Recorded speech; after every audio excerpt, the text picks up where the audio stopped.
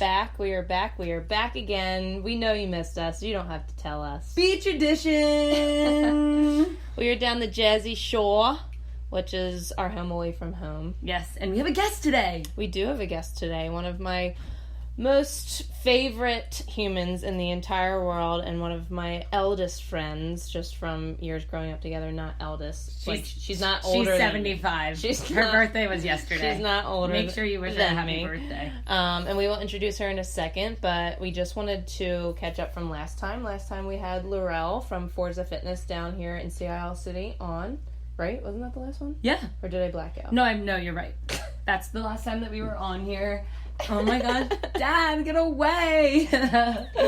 Our dad just stopped by making fun of us. He's so embarrassing. But no, that was the last time we were talking. We were talking a lot about perspective. Yeah, we talked. Laurel gave some awesome views on perspective. She owns Forza Fitness down here. Like I said, it's a fitness studio, and she has been trucking through the pandemic and really just helping to change people's lives and change people's perspectives during it. Yeah. For fitness and overall wellness. So we thought that today would be a good episode to talk about uprooting ourselves and just like the constant readjustment in life and why we don't like to do that, but why it's important for our growth as humans. And I think that our current situation in the world has just been causing us all to be a little uprooted and readjusting, which is really, you know, kind of appearing as a scary thing, but all in all, I think it will be a good thing for all of us. Yes, comfort zones are definitely being tested, but we have Cait Carr Vogel.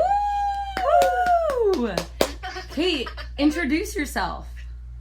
Hi, guys. Thank you so much for having me on. I'm so excited to be here, and I'm so jealous that you're at the Jersey Shore right now, but I'm excited to be here. Well, Cait is broadcasting live from the California beaches, but she's born and bred Jersey Shore girl, so yeah. Exactly. I miss it though. It's not the same. Definitely not the same. Two different worlds for sure, but I'm glad that we can catch up. Also, Cait is an influencer and a blogger, so if anyone who's listening to this does not follow her, even though you probably do, you need to find her, Saltwater Sheek, CHIC, and she is just crushing it, and I'm so happy to have a famous friend. Yeah.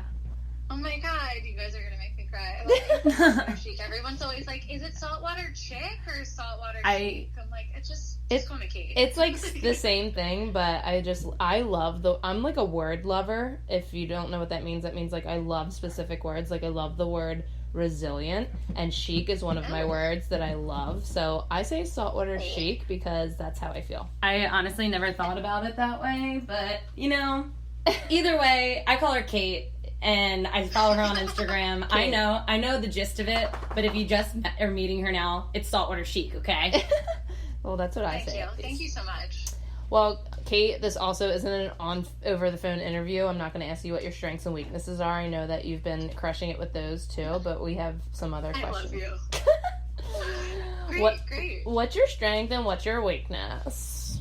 Oh, my God. But we did want to talk about our subject today with uprooting and readjusting to life. And the reason that we asked Cait on is because, again, Cait has done a lot of readjusting and new adjustments through her influencing life on social media and outside of social media, as well as her picking up and moving from the East Coast to the West Coast.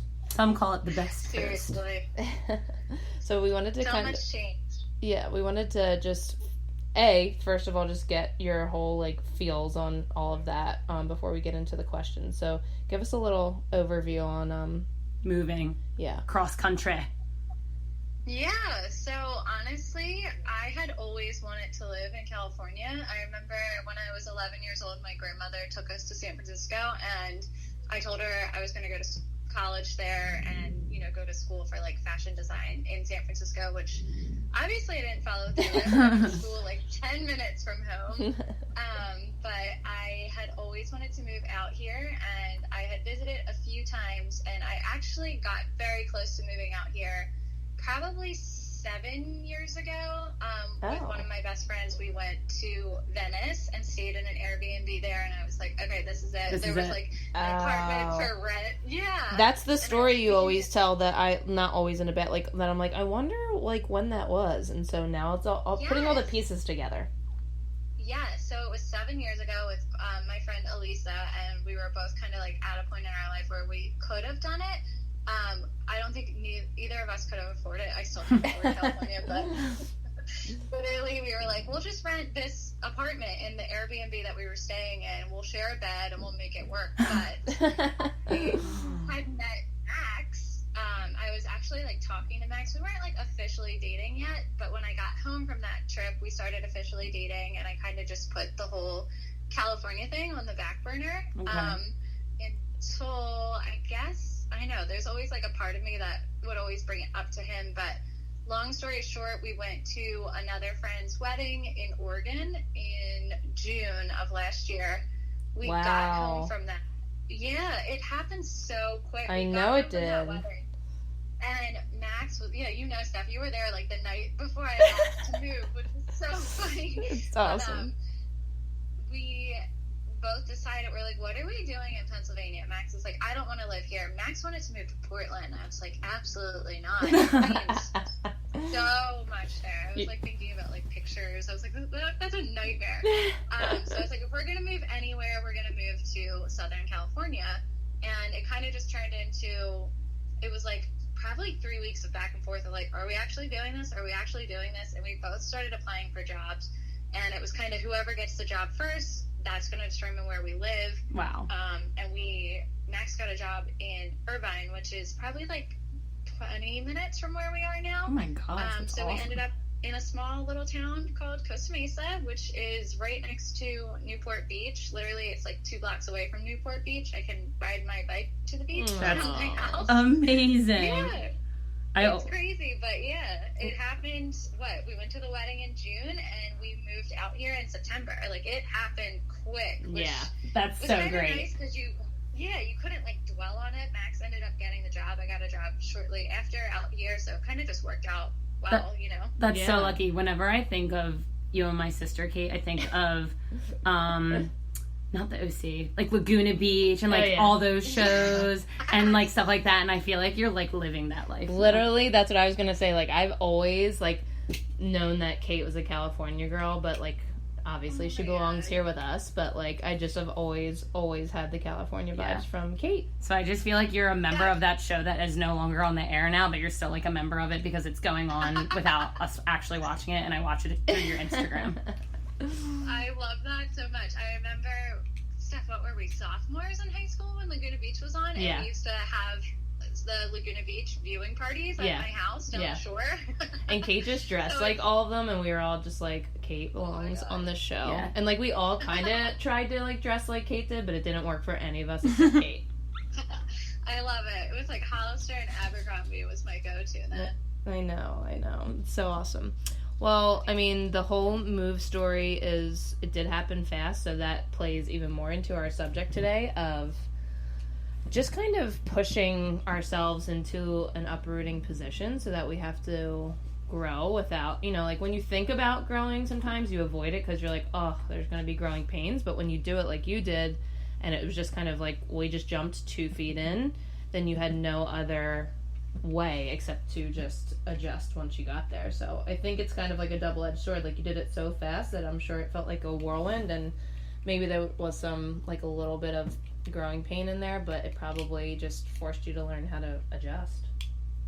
Exactly. Yeah, there was when I look back at it now, there was definitely some growing pains, but it was one of those things, which is ironic that you guys asked me to be on this today. I started reading this book, The Daily Stoic. It's just like a morning reading that I do. Yeah. And today's topic was about adjusting, and I was like, oh my gosh, like goosebumps. It was so weird. I was like, this is exactly what we're talking about today. So it was crazy. And it was talking about basically like in school you're taught how to deal with circumstances. Like basically you're given an answer, but as we grow up we have to train the mind to not just know what to do, and sometimes it's okay not to know what to do, and like the learning that comes from it is what's going to help us grow, which I thought was really interesting. Oh my gosh, you read my book. I didn't, I'm under a different name, but that's me who read the book. I have no idea. I like looked at her so confused. Mara just stared at me blankly, like she did not pick up on that. Yeah, it took me a little bit. That sounds awesome. Is it just, not to go off subject, Cait, but the Daily Stoic, is it just like little like excerpts like for every day, or what's the deal? Yeah, it's just little excerpts, I can't say that word, every single day. But it has like the date on it, and that was today's reading. And I was like, that is so fitting. I love that. It's crazy. I need something like that because I can't sit down and read a very like long book. So I feel like I need things like that. Yeah. Like a daily reminder of, something that will help me. Oh my gosh, but you could always listen to the Favorite Humans podcast. That will remind you all the time. That will definitely remind you. Yeah. All right, well, without too much messing around here, we did have some questions in regards to your influencing life and blogging life and our subject. So the first one is, why did you want to become an influencer, and how did you call yourself to action, aka actually make yourself do it? Yeah, so I started influencing probably close to 3 years ago. I was planning our wedding, and then that ended, and I was slightly depressed. And I was like, what do you do with all this free time? Because it took up so much time. But I was working at Free People headquarters at the time, and I remember, like, Steph, I used to be the girl that would take pictures and put them on like Flickr, and like always be the one taking pictures of everyone, and kind of just like capturing like memories. I was always big into social media. Remember MySpace? Loved MySpace. You were definitely good times. Good times. Yeah, I had always been kind of, I don't know, curious about this whole influencing world, and like I said, I was at Free People. I loved fashion, and I was finding myself really envious of people that were doing it, like the influencer thing. I remember following a couple girls from the Philly area and being like, oh my God, like, how do they do this? Da da da. And I remember talking with a group of girls at Free People that were like, you could do that. And I was like, wait, what? And I guess I never just thought to do it. And I was like, all right.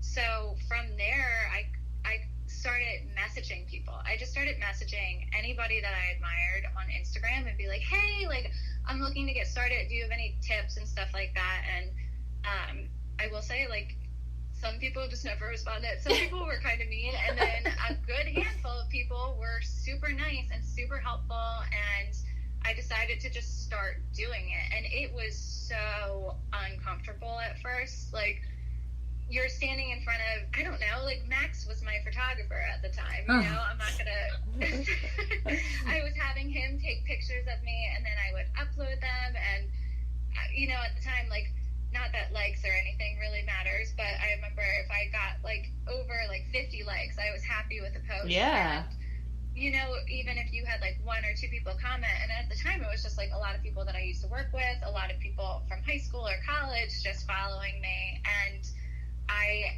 ended up just keeping at it and doing it and falling in love with it. And over the years have made such good friends from doing it. And also these friends that I've made are influencers. So it's like we kind of help each other out. I remember I made friends with 2 girls in Philly. One of them was one of the girls I messaged when I first started doing it and asking her advice. And I remember grabbing lunch with these girls, and I was like almost like starstruck. I was like so excited to be at lunch with them, but they really helped me kind of like realize what potential I had with it and what you should be doing with it, and like learning how not to just do it for fun, but also do it as a job and kind of make money through doing it. That's so cool. That's I love awesome. that so much. Yeah. I feel like Mara and I also share that like curiosity / like